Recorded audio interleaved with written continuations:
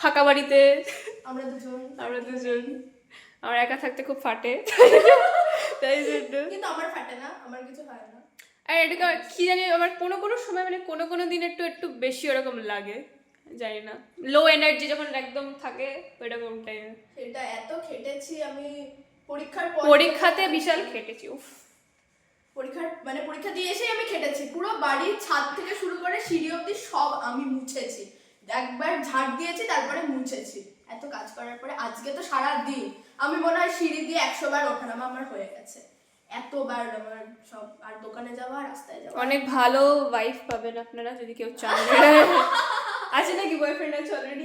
আচ্ছা ঠিক আছে, তাহলে কন্ট্যাক্ট করে ঋষিকা সিনহাকে আমরা নাম্বার ডিসপ্লে করে দেবো এখানে।